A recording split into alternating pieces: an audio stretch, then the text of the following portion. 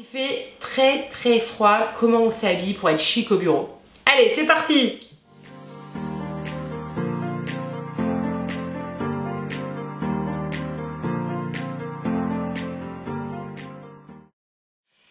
Hello les Happy Girls, j'espère que vous allez bien. Je suis très heureuse de revenir aujourd'hui sur un sujet très important. Comment être élégante et chic au bureau quand il fait très froid. Comment associer les pièces, qu'est-ce qu'on peut faire comme construction de look, quelles sont les petites astuces à ajouter. C'est parti. En tout cas, merci pour celles qui likent toutes les vidéos, qui commentent, qui sont abonnées. C'est hyper important pour les créateurs de contenu, je compte sur vous. Vous pouvez aussi télécharger mon guide gratuit si vous me découvrez juste à peine là. Si vous voulez booster votre style vestimentaire, c'est juste en dessous. Comment être super chic quand il fait froid? Ça va être super simple comme conseil, mais ça peut quand même donner des idées. Et là, à la fin, je vous donne aussi mon astuce secrète. Alors, premier conseil, on choisit des jolies matières. Des matières qui sont les plus chaudes possibles. Donc on le sait, les laines angora, mohair, bien sûr la laine de mouton. Ça c'est hyper important, aussi bien pour les jolis pulls, des pulls duveteux qui sont épais, comme par exemple ce pull que je porte, il vient de chez Mango, il est super épais, il est hyper chaud. D'ailleurs je pète de chaud, là je suis en Espagne, il fait 35 degrés, donc je vais faire vite la vidéo. Non mais il fait très chaud quoi. Donc voilà, ce pull est très chaud, je l'adore. D'ailleurs il a été reconduit dans d'autres couleurs là cette saison. Je vous le conseille à fond si vous voulez avoir chaud cet hiver. Donc bien sûr on a toutes les mailles, les jolies mailles Baby Alpaga de beaucoup de marques, notamment Monoprix, ou alors on a Cézanne qui fait des magnifiques mailles qu'on peut porter d'ailleurs avant ou en arrière comme sur ce modèle très inspirant. N'oubliez pas que les pulls, ça se porte dans les deux sens et les gilets aussi. Deuxième conseil, on prend bien sûr des vestes aussi avec de la laine, des belles matières, la laine ou en velours par exemple. Forcément, on aura des vestes qui seront plus chaudes. C'est une bonne astuce quand par exemple on doit être vraiment très chic, c'est de prendre des vestes qui sont un petit peu plus épaisses avec une qualité forcément plus importante. Alors ça coûte un peu plus cher, mais on a vraiment chaud avec ce genre de veste. Elles sont doublées, elles peuvent être même parfois doublées avec une matière un petit peu plus chaude. Donc vraiment, maintenant, il y a quand même une grosse tendance de veste, en plus de toute coupe, notamment oversize. Donc ça peut être pratique aussi si on veut mettre un pull en dessous. Ça aussi, c'est quelque chose qu'on n'a pas du tout fait pendant très longtemps. Et maintenant, on va mixer quand même des matières, mettre des pulls, alors pas trop épais quand même, et des vestes au-dessus. Là on est au top en termes de confort et de chaleur. Alors on a aussi la grosse tendance de la veste tailleur pantalon. Donc ça c'est aussi une bonne astuce si on veut avoir un peu un look uniforme, pratique quand on doit être hyper élégant. Je me souviens d'une cliente qui me disait bah voilà, moi ça tailleur pantalon pour des rendez-vous hyper importants, je veux être chic, hop j'enfile ça et je suis au top. Et elle a raison. Alors, en continuant sur les matières, on a bien sûr la soie qui est une matière très chaude. En fait, elle est thermorégulatrice. Donc, c'est-à-dire que quand il fait très chaud, t'as pas trop chaud avec de la soie. Et quand il fait très froid, tu as chaud avec de la soie. C'est quand même ouf.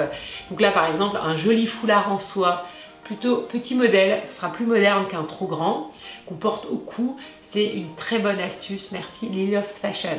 On a aussi la possibilité bien sûr de mettre des foulards par exemple sur la tête, ça aussi c'est une astuce qui peut donner chaud si on a envie d'être quand même chic, élégante et avec un petit détail sur la tête. On a bien sûr aussi des matières encore plus épaisses, par exemple la veste matelassée, ça aussi ça permet de faire plusieurs couches de look. Donc la veste matelassée qui est quand même une grosse tendance, on l'a aussi bien en jean ou en kaki. Intéressant. Alors on a aussi bien sûr les matières qui sont encore plus épaisses comme par exemple les vestes moumoute, les vestes pour tourner. C'est quand même super chaud, tu arrives au bureau, au moins tu as bien chaud et en dessous tu mets une belle chemise en soie et hop, tu restes quand même hyper élégante. Bien sûr, on n'oublie pas l'accessoirisation, c'est la clé aussi. On peut mettre des jolies mailles et puis bien accessoiriser avec des beaux bijoux. c'est très très important. La maille, elle est de plus en plus travaillée aussi. Il y a des nouveaux volumes de mailles. Donc par exemple avec ce modèle-ci qui est quand même très très beau, très bien travaillé avec ce jeu d'épaule. On a aussi ce modèle-là en bleu, un beau bleu avec une belle torsade. C'est quand même très très très canon. Le plus important, c'est de vérifier la composition des pulls et voir s'il y a bien 15, 20, 20% de laine. Ça c'est quand même le plus important hein, pour avoir bien chaud. D'ailleurs, je vais vérifier. Viscose polyester. Bon, donc rien de naturel. Par contre, il est très très chaud, il est très épais. De toute façon, plus la matière sera épaisse, plus ça sera chaud. Donc ça, c'est quand même quelque chose à prendre en compte. Par exemple, moi j'ai adoré porter une robe en laine. Notamment là, il y en a une très jolie portée par Margot, la fondatrice de Maison Stella et Suzy. Une belle robe en laine portée avec des collants et une botte haute. On a chaud quand même. Donc moi, j'avais eu, il y a très longtemps, une robe en laine de chez COS que j'ai portée pas mal de fois, notamment les fois où il faisait très très froid et je voulais quand même être élégante. Donc dans la continuité un peu des all-over, des total look, on peut aussi imaginer un total look en maille, comme ici avec le pull, la jupe en maille. Donc là on est vraiment sur un look monochrome qui est plutôt très réussi. Et enfin, dernier conseil, on porte des t-shirts E-Tech d'Uniqlo ou les Damar. Ce sont des matières qui sont extrêmement puissantes en termes de chaleur qu'on porte sous nos vêtements. Donc on peut soit privilégier quelque chose de très transparent. Donc par exemple moi j'ai des tops Uniqlo fines bretelles qui sont complètement invisibles et hyper discrets sous mes vêtements, que donc je porte souvent sous les chemises ou mes blouses. Ou alors on peut prendre aussi des pièces qui sont beaucoup plus chaudes avec de la manche longue, pourquoi pas décolleté, comme ça on peut quand même mettre des chemisiers au-dessus, mais là on a carrément très très chaud. Voilà. Après, les bottes et les cuissardes peuvent être aussi une solution intéressante pour avoir chaud en bas de la silhouette. Voilà, bah écoutez, j'espère que cette vidéo vous a plu. N'hésitez pas à mettre en commentaire si vous avez d'autres astuces auxquelles j'ai pas pensé ou que j'ai pas pu partager ici. En tout cas, je serais ravie de vous lire.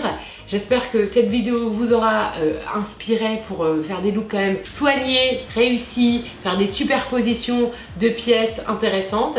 On se donne rendez-vous dimanche prochain. D'ici là, n'hésitez pas à me suivre aussi sur Instagram. Hein. Je partage pas mal de choses, des beaux looks. Voilà, il se passe plein de trucs hein, sur Instagram. J'adore faire des stories. Je précise pour celles qui ne me connaissent pas, donc je suis spécialiste de la couleur pour se sentir belle, rayonnante et pleine d'énergie. Voilà, la couleur c'est vraiment un outil extraordinaire pour se sentir bien tout au long de l'hiver.